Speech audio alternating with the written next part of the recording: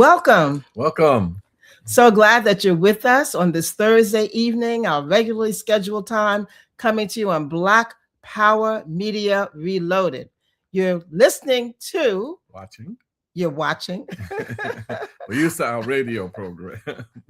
Operation Power, a voice for Black radical revolutionary change. And we're so glad that you're with us on this Thursday evening. My name is Inez Barron, and I'm joined with my co-host, my husband, the bold, the outspoken, the indomitable, the unbought, and the unbossed, Charles Barron. And as I say each and every week, it is a humbling honor to be on with the stunningly beautiful, intellectually brilliant Inez Barron. Thank you so much. We've got an exciting program for you today. We've got an interesting guest that's going to be joining us. And the topic of our program is Black Power and Black economic self-determination. It's time to build our own. And we've got a special guest that's going to be joining us. And we'll be hearing from him a little later in our program.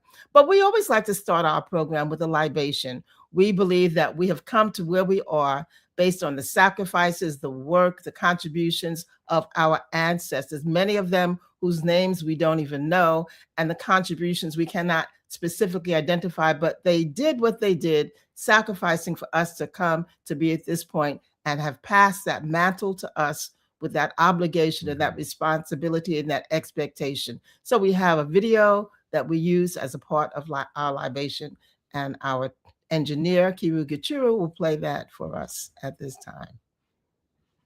Nothing important happens without a libation. And so for this very important presentation, we begin by the pouring of libation. We pour libation first to our first ancestor, to that hidden one who, though hidden, manifests in all things as all things, that God-goddess idea in the universe by any and all names. To our first ancestor, we pour libation. Ashe. We pour libation too to our ancestors because they were the first people on this planet, mothers and fathers of all mankind, flashpoint of the human family. To those ancestors, we pour libation. Ashe. Pour libation too to our ancestors because they were the ones who first gave birth to the idea of civilization, knew we would need a form of governance, and they nurtured that idea along the Nile until it reached its zenith in Kemet. There they built these gigantic monuments as evidence of that great civilization, and they carved instructions on the walls of temples and tombs for us, so we would never forget. To those ancestors, we pour libation. Ashe. Pour libation too to our ancestors because over time they put together all the tenets of civilization, and they took those ideas and left the continent. They were the people of the first Exodus. They left Africa and went all over the world and peopled the world. To those ancestors, we pour libation. Ashe.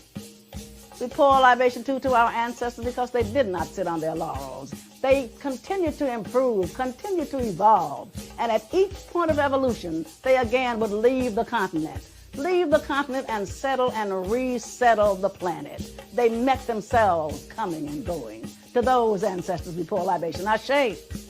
Pour libation too to those ancestors because over time, they found themselves the object of a forced exodus when they were kidnapped, shackled, cargoed, shipped out of Africa and enslaved in diasporas around the world. To those ancestors, we pour libation. Ashe. Pour libation too to the ancestors left at home, the very young, the aged, the infirm, left to reinvent themselves, depleted of us, human resources. But they were enjoined by us in the diasporas, both objects of a global myopia that ruptured the soul of a people as it ravaged a continent. To those ancestors, we pour libation. Ashe. Pour libation too to those ancestors because over time they began to remember who and what they were. Because no matter where they had been dropped off, they still retained bits and pieces of who and what they were. They retained that African core that described them. They began to remember bits and pieces of a song. They began to remember lines from a rhythm. They began to remember dances that they did in ancient times. They began to remember those ancient drum beats that they now beat out on bare skin. And so to those ancestors, we pour libation. Ashe. Pour libation too to them because they then began to teach each other. They began to resurrect and reconstruct that history and that culture. They became the new Africans wherever they were. They became the new teachers, preachers, archaeologists, the new singers, dancers, the new drummers, the new Jaliyah. They reconstructed that history and our culture and became new Africans everywhere. So to those ancestors, we pour libation. Ashe. Pour libation to those ancestors because they are the ones who pass that information on to us. And so we pour libation to those of you who will watch this presentation, those of you who are the recipients of that pieced together history, of that reconstructed culture. To you, we pour libation. Ashe. Ashe-o. Ashe-o. Thank you so much. Honoring our ancestors, and yes, we expect that you'll remember them and share their stories with those that you meet and talk about the journey along the way that they have made contributions to. Well, we have another video we're going to share with you now, a very brief video about Operation Power, the organization that is founded here in the East New York section of Brooklyn. And it gives a little bit of the highlights of what we've been able to do since we began.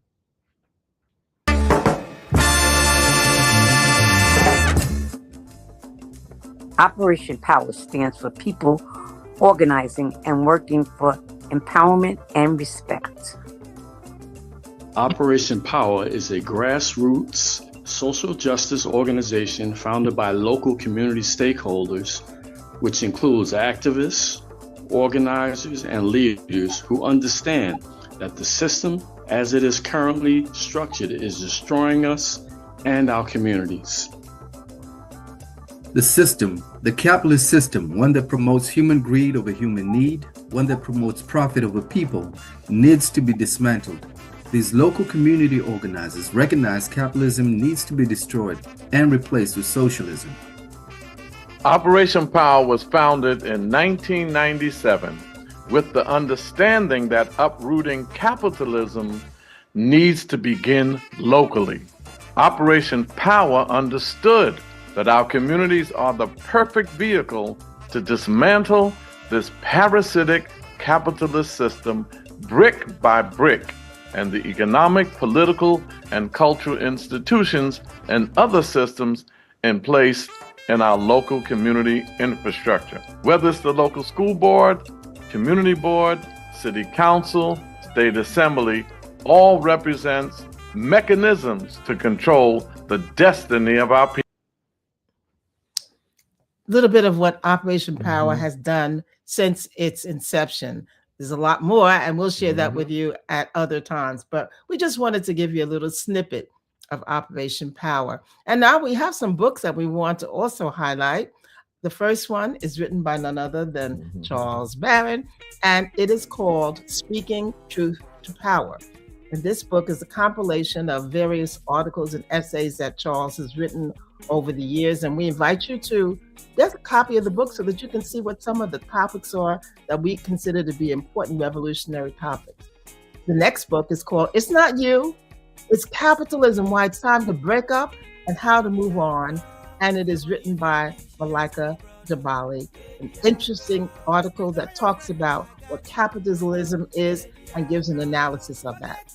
The third book is called Black Rising. It's a novel, and it's a novel by Kevin Barron. It's a page turner. Once you start it, you won't stop until you put it down.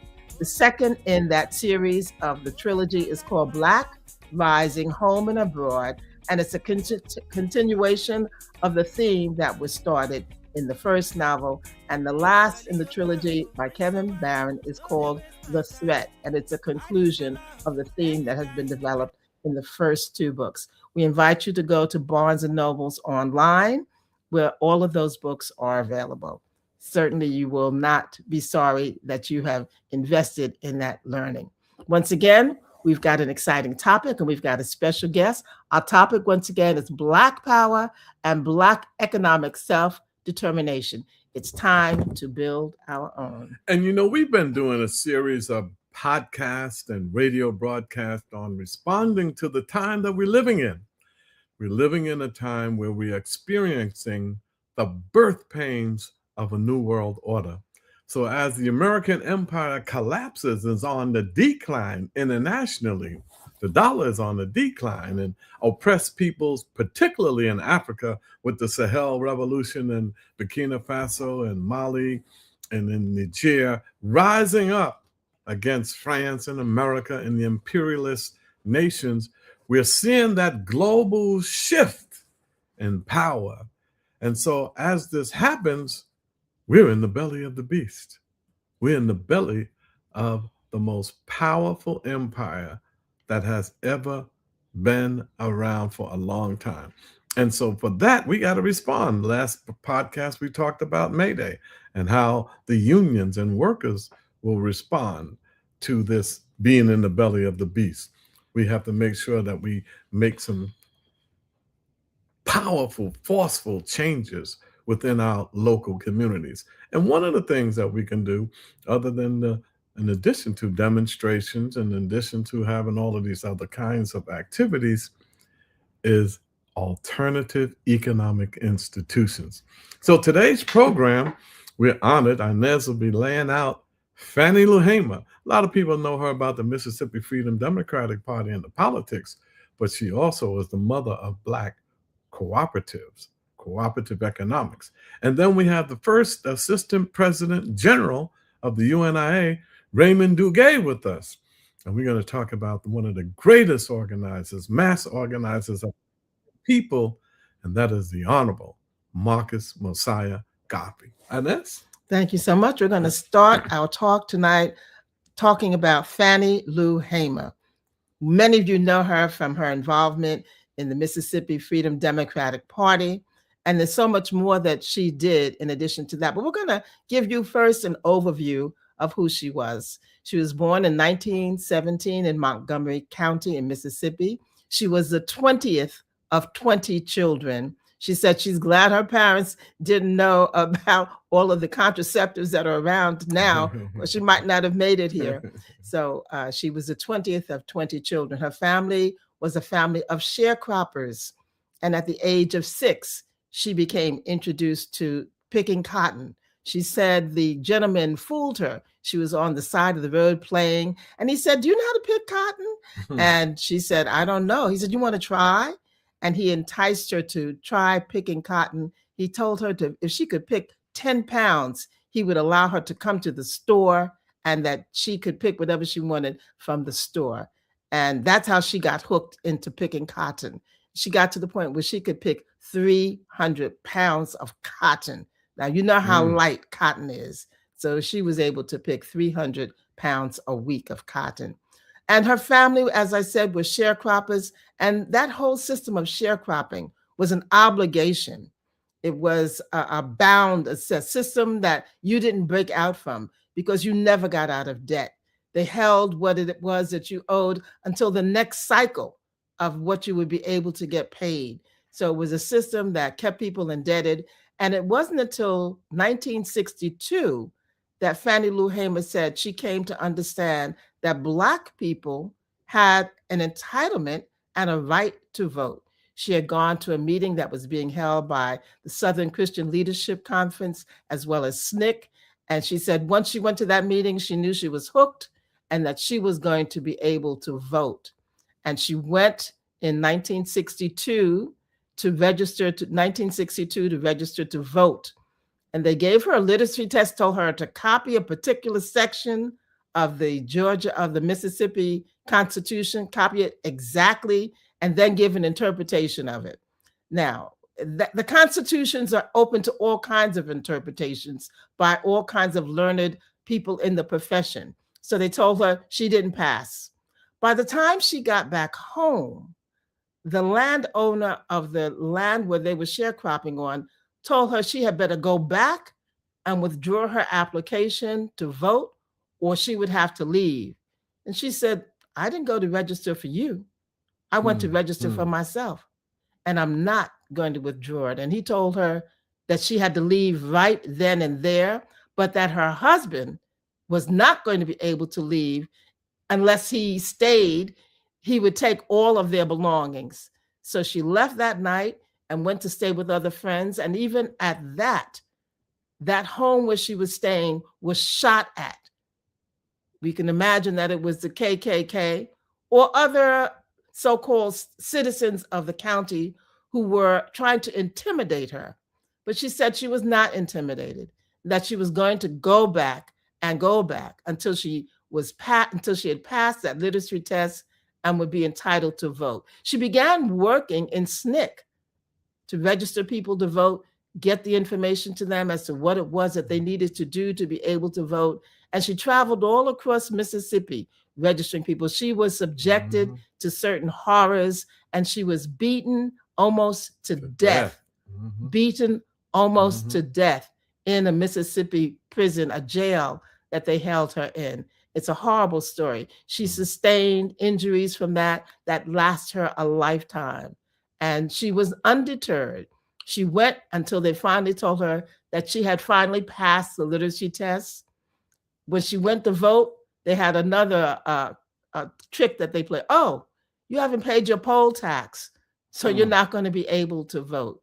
So based on that, they intimidated her husband, they arrested her husband, they arrested her daughter, all because she was involved in that movement and making a statement and saying to people, we have this right. She put her life on the line so many times in so many ways. And we're just going to let you hear directly from her. Now, you got to pay attention because this is just audio.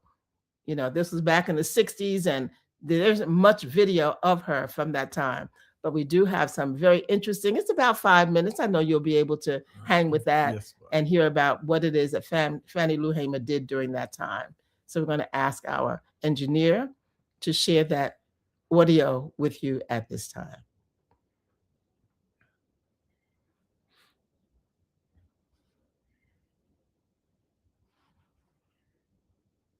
I said, I want you to know that I know better, but I'll pay you. I said, but I want you to know that I know it's impossible for me to use 9,000 gallons of water when I don't have a sink in the house. I don't have anything but the commode, and my kids go to school every day. My husband hunt, and I'm working. You know, I was doing voter registration work. My husband was arrested and carried to jail because of that and was fined $100.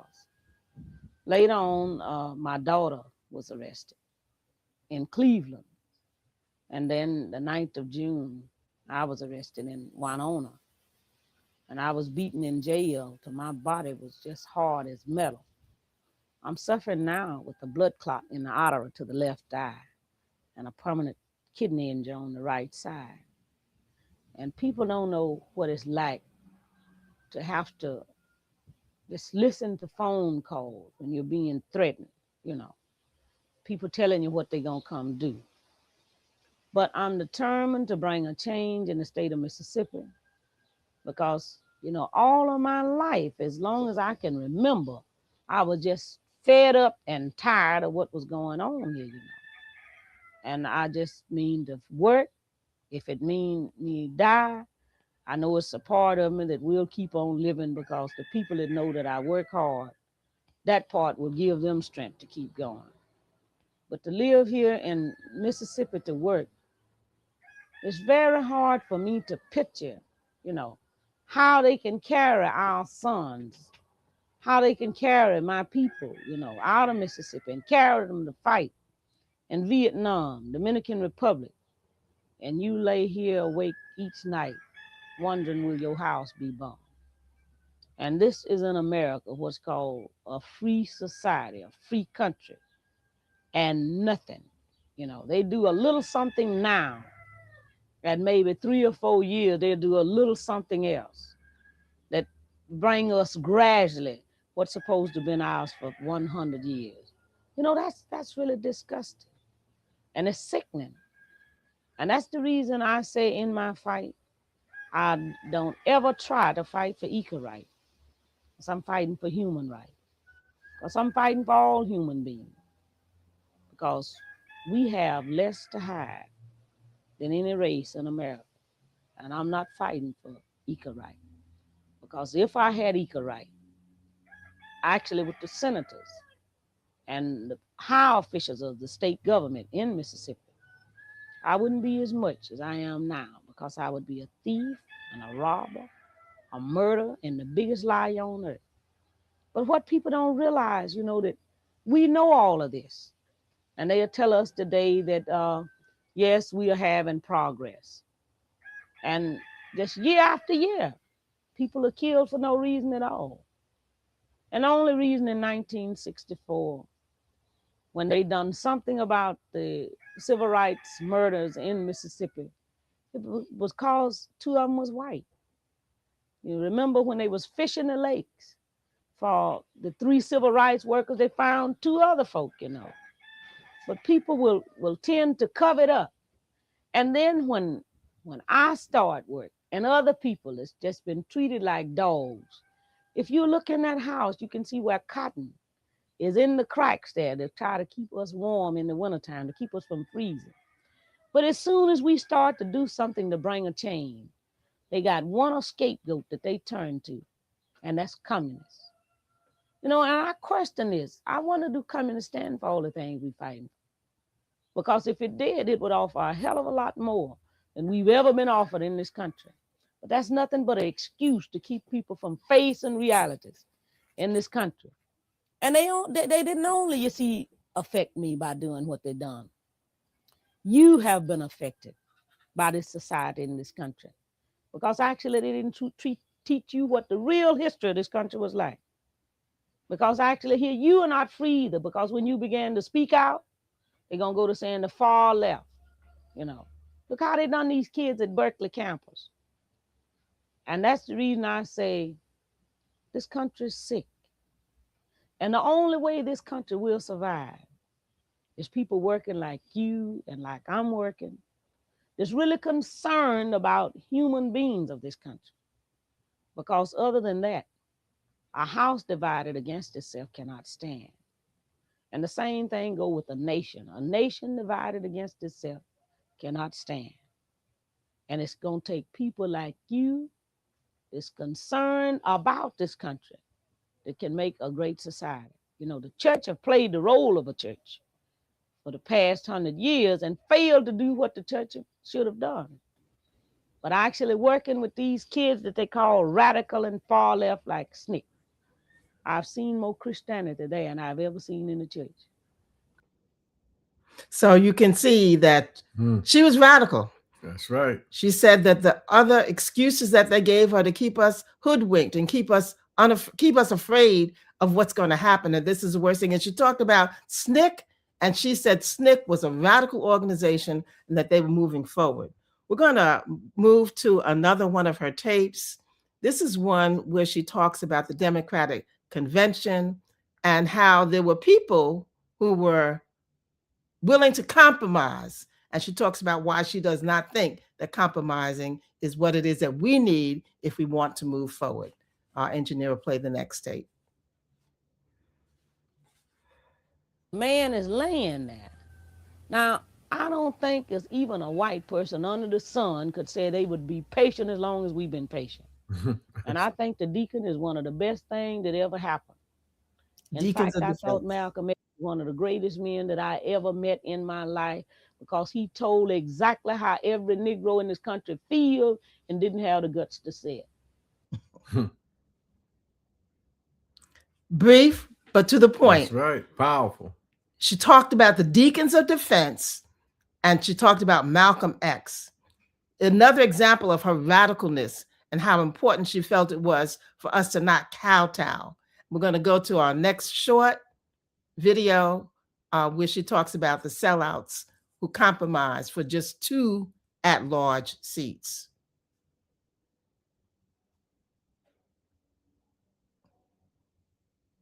It was, that's where I found out, so about being so much hypocrisy in the whole country. At one time, everybody, especially the leaders, the Negro leaders, that was very strong with us with this challenge. And then when some of the hierarchy of the government began to put pressure on different people, then they, began to put the squeeze on the top leaders. So then the top leaders then began to tell us what we should do and what we shouldn't do. I never will forget. I met with Vice President Hubert Humphrey. He wasn't vice at that time. But I'll never forget the day that Mr. Joe Riles told us, if you people don't stop pressing so hard to be seated tonight in the convention, not, that night, but if we didn't stop pressing to be seated, that the vice president wouldn't be nominated as vice that same night. So I said, do you mean that one man position is more important than 400,000 Black people's lives? I never was even allowed to meet again. They used the people that they figured would accept the compromise. Well, Dr. King was very strong at one time, and then all of a sudden, they had meetings and we didn't go. Wasn't even there. And then we supposed to meet at a church. And when we met at the church, they were there to tell us what we should accept. So I just raised the question is, how could you tell us what to accept when you hadn't worked one day in Mississippi? Some of these people hadn't. And Mr. Roy Wilkins in particular, he told me one night I was going to talk to some of the delegates. And he told me, he said, you people are ignorant. You don't know anything about politics. You put your point over. Why don't you pack up and go back to Mississippi? You see, it's these kind of things that we've been faced with. And then they wanted us to accept the compromise, 2 votes at large. So I got up and I told them that it was 63,000 people at that time registered with the Freedom Democrat Party. I said, I will go back home with my head up. I said, because I wouldn't be low enough to sell those people out and go back with my head up. But it's hypocrisy in the whole thing. Wow. Strong words. Wow. And there was a lot of friction between those who were considered highly educated in the upper echelon and how they did not appreciate Fannie Lou Hamer because of her limited education and her just down to earth folksy conversation. But she stood her ground and she went back with her head up. She did not think that they should have accepted just 2 at-large seats. But there was another element in Fannie Lou Hamer, and that was the ability to understand that we can also fight from an economic point of view. And Fannie Lou Hamer, I did not know this until I started studying her a couple of years back, started the Freedom Party Farm Cooperative. And what she did was she established, we call them piggy banks. Well, she literally had pigs in a collective that she would loan to people who were part of the collective. She would loan them a male and a female pig. The breed that came from that would belong to the people in the collective. And the male and female would then be slaughtered because the piglets would then be returned. 2 piglets would go back to the collective. It was a great idea. Now, I know a lot of people don't eat pork. We understand that. But at that time, it was something that was a staple in the community. And it was an idea that was very productive. She was able to generate funds from that. She was able to get Harry Belafonte and the Council of Negro Women to make contributions so that she could have 40 acres and those pigs. 2 years later, she was able to buy 640 acres. And then she was able to have cash crops. We had the collards, the greens, the peas, the beans, the corn. So then the vegetarians, those of you who were the vegetarians, you could get in on that piece if you didn't want to get in on the pigs piece. But we have another video that we want to share that talks about that and how successful it was when it was established. I think that this political power within the state of Mississippi is the first thing really happened in this country. We'll go to the next one, K-Ru, where the video is that she's speaking directly.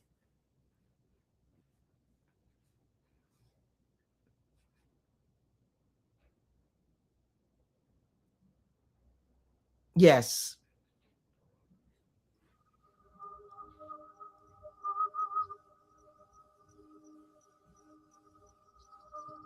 Mississippi is still a very rough place. People is not just walking up like they used to do in the past, walking out, shooting a man down or getting maybe 200 or 300 people carrying you out and lynching you, but it's in a more settled way. They can let you starve to death, not give you jobs. These are some of the things that's happening right now in Mississippi. People in Mississippi are still hungry. People in Mississippi are still living in run-down, dilapidated shacks. You see, you will have to have experienced it to know what it's about. Because my daughter, that's 17, stayed in the hospital one time, 6 weeks suffering from malnutrition. And it's not because we are lazy. It's not because we hadn't worked hard, but it's because we've never been paid for our work. We're fighting for the rights of all human beings, and we're going about the thing in a very good way, because we know if you give us food, we can eat a few days. But if you give us the tools, we'll produce for ourselves. I just don't want people to have to give me and my people a welfare check. I want some land. We've been able to help a lot of people. They bought acres of land where they planted greens, and people could come out and they could pick the greens and they could put that stuff up and freeze it and have it for their families. They started the pig bank. Each family could get 2 pigs, a male and a female. After they mated and they had pigs, then that family could return the pigs back to the pig bank so that other families, and it would go on, just paying it forward. Even though Mama Fannie had a 6th grade education, she knew what it took to make people survive. For the first time in our lives, we will have a chance to control some of our destiny. I don't be ashamed when somebody come here and I can go in the kitchen and fry some ham and open some soup and have some vegetables. Growing up at that house, we had a 4-car garage. Mind you, I never saw a car in that garage. There were freezers filled with pork or beef because Daddy Pap raised hogs. His brother in Winona raised the cows. So there was always food. If anybody came and said they needed, they had it because Mama would give her last. Papa would tell Mama, baby, you keep getting stuff out, you ain't gonna even have drawers to put on. Once you have been hungry and had to stay hungry, when you see them that's suffering, you want to change it for them too. She had the inability to say no to people who were in need. And what had happened was typical of Fannie Lou. Sometime when there were money to make the payments on the farm, if someone came who needed money to make a payment on a house or to buy food or for utilities or for whatever, Fannie Lou would let them have it. I heard of the city called heaven. And so help me, God, the cry of hunger is the cry of hunger, whether it comes from black, white, brown, or red. But So that successful venture fed over 1,500 families, and within 2 years, they were having produce of collards, kale, turnip, peas, corn, sweet potatoes, butter beans, okra, and string beans. And what she did was, it wasn't just that you had to be a member of the cooperative in order to get the benefits. They would donate to people who were in need. They would have disaster relief programs, and you did not have to be a paid member in order to get the benefits. And also, that collective established over 200 homes in Ruleville, That's Mississippi. Right. That's right. And they understood that it was a common need for our people to be able to fight that system that was oppressing them as sharecroppers, and to be able to move out and to establish their own. The project did succumb to floods and drought, tornadoes, and they did not ever get any federal subsidies. And it did end after about 8 years. But it was a model of what we can do when we come together as a collective. And with that, we are honoring Fannie Lou Hamer for the work that she did. Charles? Fannie Lou Hamer. Remember, she did this in the 60s. I mean, we can talk a lot of stuff now, but her life was in danger, as Inez so accurately laid out, but she did it. Now, we're going to move it up, or move it back down to the 1920s, when this great African leader, black leader from Jamaica came, Marcus Mosiah Garvey. And I would like to bring forth now the first Assistant President General of the UNIA here in New York and all around the country, Raymond Duguay. Welcome, sir. Greetings, Sister Inez. Greetings, Brother Charles. It is my pleasure, and thank you for having me on. I am particularly impressed with that big mural of Malcolm X that is behind you. So I know I'm in the right place. Before I get started, let me say this, man. That was excellent. You're talking about uplifting. Sister Inez, you did an excellent job. Fannie Lou Hamer, I mean, this is a legitimate, true African queen, man. We should honor her forever. I mean, 640 acres, all that beating. But let me say this. I'm a vegan, and I know you know this. The last time I looked at pork was 1983. That was the last time I even was in the same vicinity with pork. So this is before I became vegan, but I don't have any problems with that pig operation. No, because you're creating jobs, you're creating opportunities, and you lead us to believe that we can do it. Even though I'm vegan and I don't eat pork, I don't even look at pork. I have no problems with that, and I would encourage it because it's about circulating the economy, and that gives you wealth, man. So we send our most sincere and deepest gratitude to Fannie Lou Hamer and Sister Inez. That was excellent. Thank you. I'm so moved. I don't even want to discuss Mr. Garvey. How about that? Balance, to get that balance. To move him to that, he's really moved. Anytime he don't want to discuss Garvey, he's moved. Get some balance. But I agree with you. It was so powerful. one of the things our queen, Fannie Lou Hamer, said is, this is a way to control our destiny. And you know what? We're in a position that no matter what, with the sharecropping, we're never going to be ahead. This capitalist system is destined for exploitation. And guess who's going to be at the bottom, Black people? The only group that they've always attacked. And Mr. Garvey lets us know. He says the Black skin is not a badge of shame, but rather a glorious symbol of national greatness. So you look at the conditions of our people, whether it's in Mississippi, Brooklyn, East New York, all over the planet, Burkina Faso, Ghana, Nigeria, we're at the bottom. We don't control our destiny, and no matter what we do, and Fannie Lou Hamer tells us, we're not lazy. No, we did the work. We just never got compensated. So same things in Africa. Anyway, Garvey is born 1887, August 17, in Jamaica. And you got to remember, Jamaica is a colony at that point. And you know how colonies work, genocide, ethnic cleansing, everything is for the mother country, in this case, United Kingdom of Great Britain. So the Black Jamaicans are at the bottom, the whites are on top, and it's color coded. The closer you are to white, the more guaranteed you're going to be closer to the top.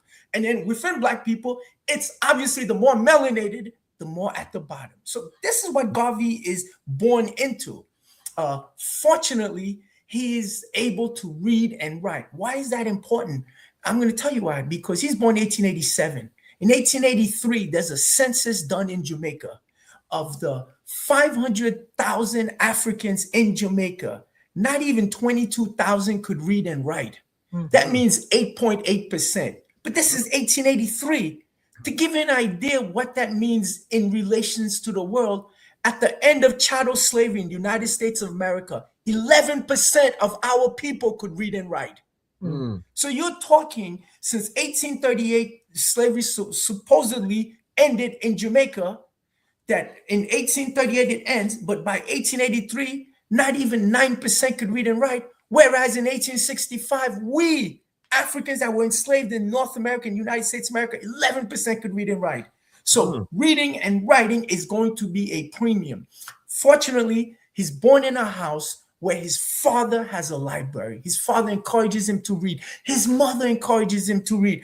By the way, his mother also did a small version of a cooperative with vegetables. So you see the connectivity. Sarah Richards, Marcus Garvey's mom, is equivalent to Fannie Lou Hamer. It's amazing. You know, the whole diaspora, we Africans were made to be Africans. We're all connected. You know, and you see Fannie Lou Hamer, the reciprocity, where the husband says, you know, you're giving away everything. We might not have anything for ourselves. But she says, no, but we're supposed to give. It is, we are a communal people. We believe in reciprocity. Anyway, Garvey is born into that household. And all his life, he's always going to be promoting reading. You have to read and read and read and read. And then you read and read and read. And then you continue to read and read. So you get it. So by 1900, he's like 13 years old. He's going to be apprenticed to be a printer. Okay, now he's going to meet another gentleman from, oh, by the way, where is he born? He's born in St. Anne's Bay of St. Anne's Parish in the northern coast of Jamaica. For those of you that have been to Ocho Rios, well, Ocho Rios is in St. Anne's Parish. So we're talking about northern part of Jamaica. Anyway, he's going to fall into another person, another African, who's going to encourage him to read. So Garvey's reading a lot. By 1904, he makes that decision to get to Kingston, the big time. He gets to Kingston, and by 1907, he's in Kingston. 1907, there's a gargantuan earthquake. Everything is destroyed. Every building in Kingston is destroyed. 85% of everything is destroyed, but every building is destroyed. So, you know of bailouts, you know how white folks always bail each other out. You know how that works. The banking systems, everything. So the people in Jamaica expect to be bailed out. What does the colonial master say? Says, sorry, you're on your own. So as a result, there's strikes and everything. But Garvey's going to run into the possibly, other than his parents, the most profound relationship he's going to have is Dr. J. Robert Love, Joseph Robert Love. This brother has an interesting background. He's going to be the first Black graduate of Buffalo Medical School. He is from the Bahamas. He's going to be in Georgia. He's going to hang out with Bishop Henry McNeil Turner. Can you believe this? Bishop Turner is going to tell him, throw away the image of the likeness of the white man's God and listen to liberty, which speaks in our hearts. So it's going to be Bishop Henry McNeil Turner who makes Dr. J. Robert Love conscious. So Robert Love goes to medical school. He was a pastor, goes to medical school. And then he says, you know what? After he's graduated, I'm going to go to the land that was created and established as a refuge for all Black people. He's talking about IET. You know it as Haiti. He said, Dessalines established it to end slavery, to let Black people know we can do it. And so he says, that's where I'm going. This is 1881, we're talking. So he gets to IET, and he's going to help those Africans rebuild. When he gets there, he's completely demoralized. What does he see? He sees a whole bunch of Sambos, the barons, you know them in politicians, a whole bunch of sellouts, collaborationists. But worse than that, all of these Black folks are subservient to the small little mulatto elite class that never changed. So Dr. Robert Love is going to make a big difference. He wants to change it. They tell him, excuse me, you're looking for trouble. You need to be exiled. By the way, he's going to become Minister of Health because he's a doctor. He even runs for office, but it was a scam. It was never going to happen. So he's got to be exiled. So he says, let me choose where I want to be exiled. So they ask him, where do you want to go? He says, Kingston, Jamaica. He gets to Kingston. He's going to meet and nurture Marcus Garvey. You know, Marcus Garvey tells you, when I say the black skin is not a badge of shame, but rather a glorious symbol of national greatness, that's Dr. Robert Love. Robert Love is a pure black nationalist.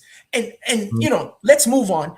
Garvey is going to be trained by Dr. Love. So now Garvey's mind is blown. He says, that's it. I got to create a movement to organize our people, and we can get liberation, because he's read a lot.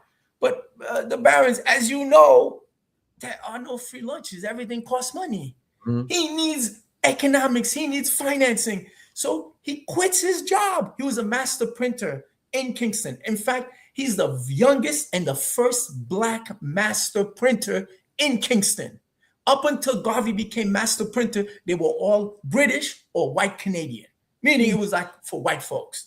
Anyway, he quits his job and he starts a newspaper. He's going to organize black people. He runs out of money. He says, wow, this is hard work, man. I've got to figure out how am I going to finance this. Gets this great idea. Let me immigrate.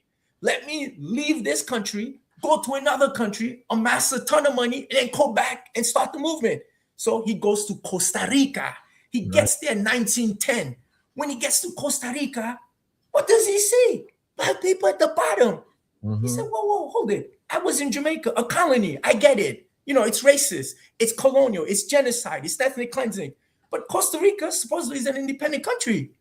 How come black people at the bottom? And of course, he tries to organize black people, and the authorities come after him. He's got to leave. He's got to escape Costa Rica, and he goes to Panama. He's eventually going to work on the Panama Canal. Oh, wow. What does he see in Panama? Same thing. Black people at the bottom. He says, "Oh, it's not just Jamaica." He escapes Panama. He goes to Colombia. And by the way, most people may not know this, but outside of Brazil, we're talking in this hemisphere, outside of Brazil and the United States of America, and then Haiti and Dominican Republic, Colombia has the largest number of black people. There's like 10 million black people right now in Colombia. Wow. So he gets there and he sees the same thing. Black people at the bottom. He goes to Venezuela, you know, the same place that your president, I'm making joke of you, your president kidnapped the standing, duly elected president, that country. He goes to Venezuela, sees the same thing, Sister Inez, black people at the bottom. He says, wow, this is a pattern here. He goes to Peru. He even works in the copper mines of Bolivia. He goes to Nicaragua, Honduras. Everywhere Mr. Garvey visits, he says we're at the bottom. We are socially neglected. We are exploited. We are beaten. We're taken advantage of. And he says, I'm getting something here. He says, you know what? This system, we Africans are universally oppressed. And we are universally oppressed because of our race. So he says, any solution to this condition must involve race, and it must be first. That's how Garvey comes up with the philosophy, race first. And that's how we greet each other in the UNIA. But what's happened to Garvey? He's running out of money. All his life, he's going to be running out of money. He's got to get back to Jamaica. So he left 1910. He gets back to Jamaica 1912. But, you know, he's industrious. He says, okay, I've done Latin, Central, South America. I got to go to the big time, Europe. So 1912 in the fall, he travels to Europe. He lands in England. Mr. and Mrs. Barron, what does Mr. Garvey see in England? Black people at the bottom. He says, whoa. He goes to Scotland, Wales, Ireland. By the way, Garvey's going to have a very soft spot in his heart for the Irish because they're subjected. They've been exploited by the British government. So always, Garvey's going to have a soft spot for Ireland. But even in Ireland, he says, wow, black people at the bottom. I mean, really at the bottom, neglected commercially, educationally, physically. He says, wow. He goes to France, Spain, Italy, Austria, and Germany. He says, okay, now it's confirmed it. Anyway, he's going to work at the African Times and Orient Review. And I'm going to wrap up because time is against us. He works at the African Times and Orient Review with Duze Muhammad Ali. He's going to learn about everybody. The biggest thing he learns about is Booker T. Washington, who tells them, cast down your bucket where you are. Meaning, our goal is the redemption of Africa for the Africans, those at home and those abroad. We need to go back home. But guess what? We're not going back anytime soon. Wherever we are, make it work for you. If you're in East New York, start Operation Power, control the politics. That's what you have to do. He says, so we're all doing Garvey work. We just don't call it Garveyism, but it's all you and I work. Anyway, so his mind, now Garvey gets it. I said, that's it. I got to go create an organization. But it can't be a Jamaican organization. It can't be a Caribbean organization. No, that would defeat the purpose because we're universally oppressed because we're all Black. He says, no, it's got to be a universal Negro Improvement Association, UNIA, ACL, African Communities League. And the reason why Garvey does that is he had to use the word Negro because that's what we're called. But he knows that's not the solution. You're African, man. Stand proud. It's like when eagle living a chicken's life. Spread your wings like a real eagle, like a real warrior, like Fannie Lou Hamer, like Inez Barron, like Charles Barron. Don't be a sellout. So all of this, Garvey, that's how he comes up with the name. So he gets back to Jamaica. He starts it. It does well. It does improve. He's back 1914. He starts the UNIA July 20th, 1914. Then while he was in England, he learned about Booker T. Washington and what Mr. Washington had done in Tuskegee. He says, that's what I got to do. Do the same thing. Build an industrial center. Teach people how to work with their hands, how to build, all of that. Anyway, Booker T. Washington dies November 15th, 1915. So Garvey not able to arrive until March of 1916. When Mr. Garvey gets in the United States of America, brothers, Black people, sisters, Mr. Garvey's completely blown away. He had never seen Black people organized, working. I mean, we had restaurants, medical schools, we had resorts, we had teaching universities.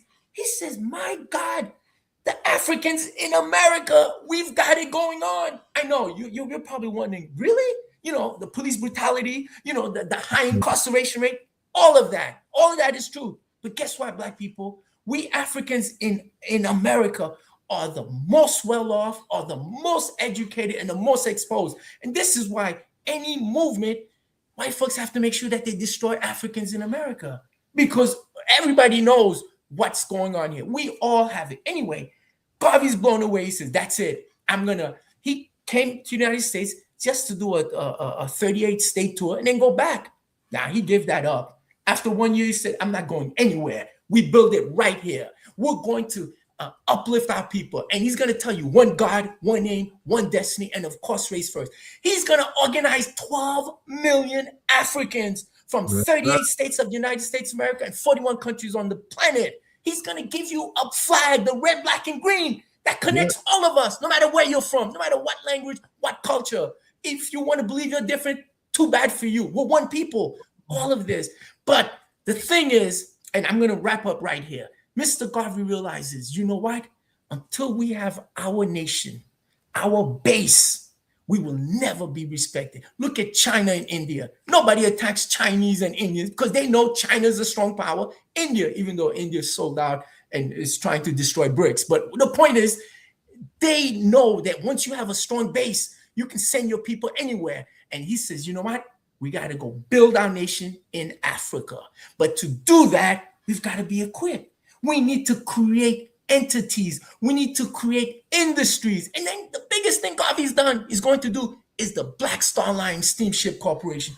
Who would have thought? Black folks. I mean, I still can't believe it. He got 35,000 Africans to invest, to buy into shares to build the Black Star Steamship Corporation. And get this, and I'm going to wrap up right now. He does the steamship company for two reasons. Number one is for travel. I mean, we were third-class citizens. Even Garvey, whenever he traveled on the ship, he was third-class citizen. Anyway, he says we need to travel. We need to be respected. Do it ourselves. Don't beg and borrow and collaborate. No. And then the second reason why he builds and buys those ships, for trade and commerce. Everything comes down to economics, trade, and commerce. But get this. If you're going to build the ship for trade and commerce, don't you need commodities? Don't you need items? Bingo. That's why he builds the Negro Factories Corporation. Hey, Garvey, thought this through. Let me stop you right there. Let's show the clip real quick, and then you have some closing remarks after the clip. Okay? The cry is raised all over the world of Canada for the Canadians, of America for the Americans, of England for the English, of France for the French, of Germany for the Germans. Do you think it unreasonable? We're going to explore 5 key reasons why Marcus Garvey was brilliant and important, focusing on his leadership, his vision for African unity, and his contributions to Black empowerment. Reason number 1 why Marcus Garvey was important was his vision of Pan-Africanism. Garvey's belief in Pan-Africanism, the idea that all people of African descent were family and that they should unite across the world, was groundbreaking. He advocated for African self-determination, arguing that Africa should be for African people. He spearheaded the movement for the repatriation of African Americans back to Africa, believing in the establishment of a powerful, united Africa. His movement, the Universal Negro Improvement Association, or the UNIA, spread the message of global African unity long before it became a more widespread idea. The second reason that Marcus Garvey was important is because of his emphasis on economic empowerment. Garvey understood the importance of economic independence and established businesses and organizations to uplift Black communities economically. He founded the Black Star Line, a shipping company that sought to trade and transport goods between the African nations and the Americas. He promoted the idea of buy Black long before it became a popular economic principle. His philosophy stressed building independent financial systems, understanding that true empowerment needed an economic foundation. Reason number 3 why Marcus Garvey was so important was his mass mobilization and organizational skills. Garvey's ability to organize and mobilize millions of people around the world made him a remarkable leader. The UNIA became one of the largest Black movements in history, with millions of members and followers. Garvey held massive rallies and spoke to huge crowds, inspiring a generation of Black people to embrace Black pride and Black unity. His charisma and organizational skills brought people together in ways that were really unprecedented at that time.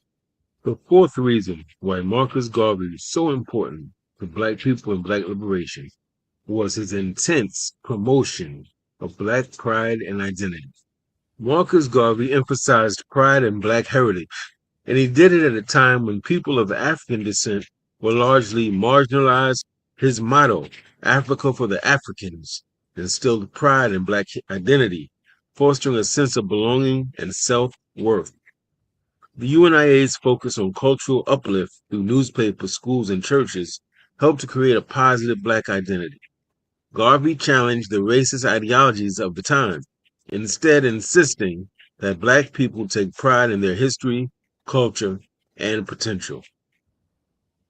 The fifth reason that Marcus Garvey was and is so important is his legacy and influence on future movements.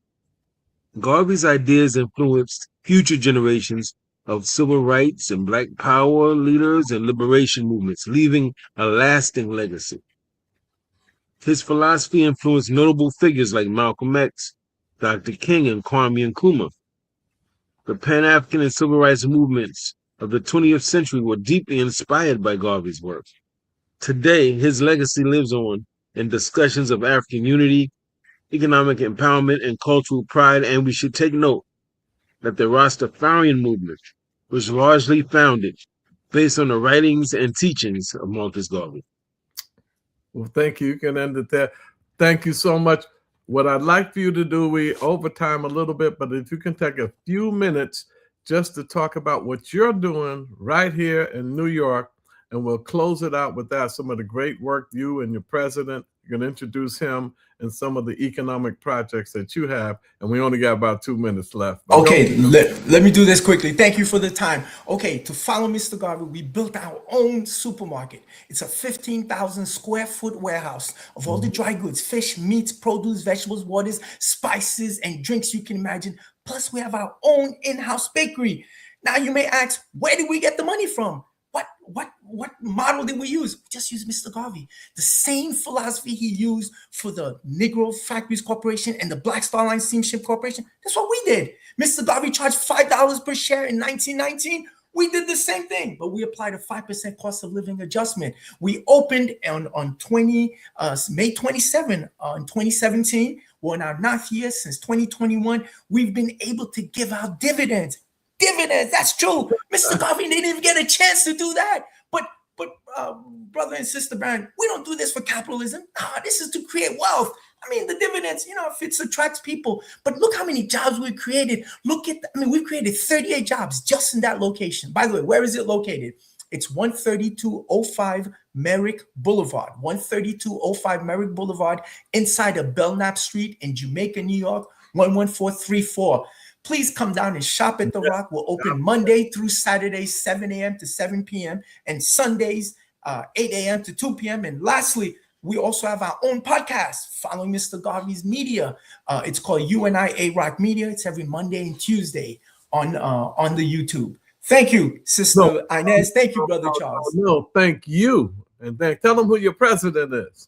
Oh, and finally, where do we get all these great ideas from? Well, from Mr. Garvey, but Mr. Garvey created another cub. His name is the Honorable Michael R. Duncan. He is the 10th successor to Mr. Garvey, and he is our President General. There you have it. And the reason why I appreciate y'all so much, you're not just about Garveyism. You also support all of our movements. You support our campaigns. You support any issue in our community that's affecting us.